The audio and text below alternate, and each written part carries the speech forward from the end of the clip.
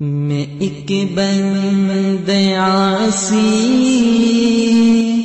ہوں، خطا کار ہوں مولا۔ الرحمن الرحیم مسنون دعائیں ہم نے شروع کی ہے، تو کل ہم نے 8 اور 9 نمبر جو دعا تھی وضو کی شروع میں وضو کے درمیان میں وہ سکھائی تھی۔ آج ہم دعا نمبر 10 سکھائیں گے۔ یہ وضو کی بعد کی دعا ہے کہ وضو کے بعد ہم کون سی دعا پڑھیں گے۔ تو شاباش سارے پڑھو میرے پیچھے، وضو کی بعد کی دعا۔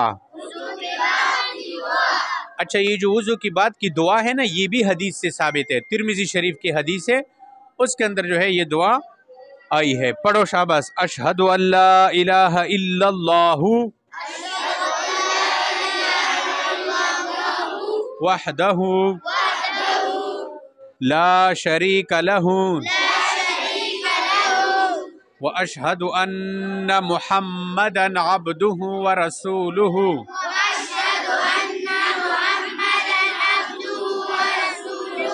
اللہم اجعلنی من التوابین واجعلنی من المتطہرین۔ ترجمہ: میں گواہی دیتا ہوں کہ اللہ کے سوا کوئی معبود نہیں، اس کا کوئی شریک، وہ اکیلا ہے، اس کا کوئی شریک نہیں۔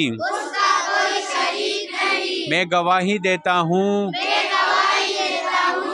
کہ محمد صلی اللہ علیہ وسلم اللہ کے بندے اور اس کے رسول ہے۔ یہ تو کس کا ترجمہ ہوا؟ اشہد ان لا الہ الا اللہ وحدہ لا شریک لہ واشہد ان محمدا عبدہ ورسولہ کا۔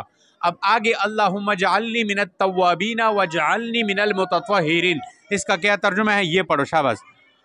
یا اللہ مجھے کثرت سے توبہ کرنے والوں اور خوب پاک کرنے والوں میں شامل فرما دیجئے۔ ہاں، اب دیکھو، جس بندے کو توبہ کرنے کی توفیق مل گئی تو بس دیکھو، حدیث میں آتے ہیں نا کہ بہترین بندہ وہ ہے کہ جس سے گناہ ہو جائے اور وہ فوراً توبہ کرے، اور بدترین بندہ وہ ہے کہ جس سے گناہ ہو جائے اور وہ توبہ نہ کرے۔ تو جب وہ توبہ نہیں کرتا تو اور گناہ کرتا ہے اور گناہ کرتا ہے، دل اس کا کالا ہو جاتا ہے، اس کے اوپر ایسی نحوست آ جاتی ہے، پھر دین کے کام کی طرف، نیک کام کی طرف یہ بندہ نہیں آتا۔ تو توبہ کی توفیق بھی اللہ سے مانگنی چاہیے، اور وہ اس دعا میں ہے۔ جو وضو کے بعد یہ دعا پڑھے گا تو اللہ پاک اس کو توبہ کرنے والا بنائے گا اور پاک صاف کر دے گا، بغض سے، کینے سے، بری یقین سے، سارے اخلاقی رذیلہ سے اللہ پاک اس کو جو ہے پاک کر دے گا۔ تو اس دعا کو اہتمام کے ساتھ پڑھا کرے۔